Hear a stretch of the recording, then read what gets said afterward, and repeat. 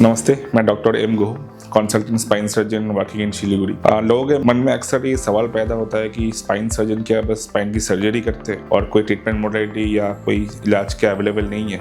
ऐसा नहीं है। जैसे मेरा स्पाइन डिग्री का जो टीचर थे, मेरा जो गुरुजी थे, वो हमेशा बोलते थे कि स्पाइन सर्जन नहीं होता है, स्पाइन क्लिनिशियन होता है, जो सही तरीका से स्पाइन की समस्या को डायग्नोस करके उसका प्रॉपर इलाज बताए, चाहे ऑपरेशन से हो या बिना ऑपरेशन से हो। जैसे लोगों में ये गलतफहमी भी है कि मैक्सिमम स्पाइन और रीढ़ की हड्डी की समस्या का ऑपरेशन ही चाहिए। ऐसा नहीं है। 80 से 85%, दैट इज 80 to 85% रीढ़ की हड्डी की दिक्कत जो है वो बिना ऑपरेशन से ठीक हो सकता है, अगर सही टाइम में डायग्नोसिस हो, मतलब रोग पकड़ा जाए तो, और सही टाइम में इलाज शुरू हो तो। जैसे आपको मैं एग्जांपल देता हूँ, या जो गर्दन की दर्द या कमर की दर्द या वहाँ से जो हाथ पैर में दर्द जाता है, जो sciatica या डिस्क कोलैप्स हम बोलते हैं, तो उसमें अगर सही टाइम में इलाज शुरू किया तो कुछ दवाई, कुछ फिजियोथेरेपी जैसे tense therapy, diathermy, IFT, ultrasonic, या कुछ फिजिकल मॉडलिटी एक्सरसाइज या लाइफस्टाइल मॉडिफिकेशन, इससे 80 to 85% केस में पेशेंट ठीक हो सकता है। शायद टाइम लग सकता है 4 से 6 हफ्ता, बट पेशेंट ठीक हो जाएगा। लिटरेचर यही कहता है। अगर उसमें भी ठीक ना हो तो हमारे पास एपिड्यूरल स्टेरॉइड जैसे रीढ़ की हड्डी के जो नस है, लंबा स्पाइन, सर्वाइकल स्पाइन, नस के आसपास हम इंजेक्शन देते हैं। इस इंजेक्शन से नस को रिलीफ मिल जाता है, उससे भी कई पेशेंट ठीक होता है।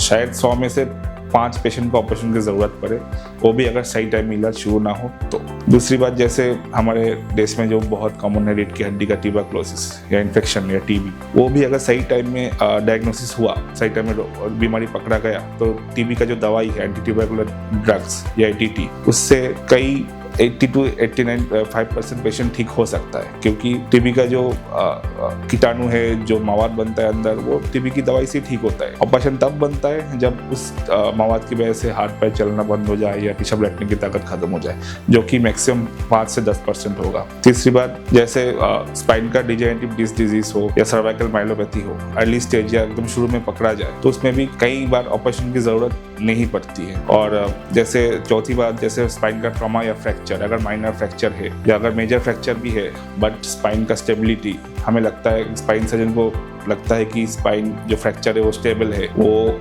लॉन्ग टर्म में कोई दिक्कत नहीं देगा पेशेंट को, या लॉन्ग टर्म में और कोई काइफोसिस या पैरालिसिस का संभावना नहीं है, तो वो आराम से बिना सर्जरी मैनेज किया जा सकता है अगर पेशेंट एग्री हो तो। सो ऐसा नहीं है कि स्पाइन सर्जन हमेशा सर्जरी करते हैं। मैक्सिमम पेशेंट 80 to 90% पेशेंट बिना सर्जरी ठीक होते हैं, और बहुत कम पेशेंट में सर्जरी की जरूरत पड़ती है। जब सर्जरी की जरूरत पड़ती है तब स्पाइन सर्जन तो है ही आपके लिए।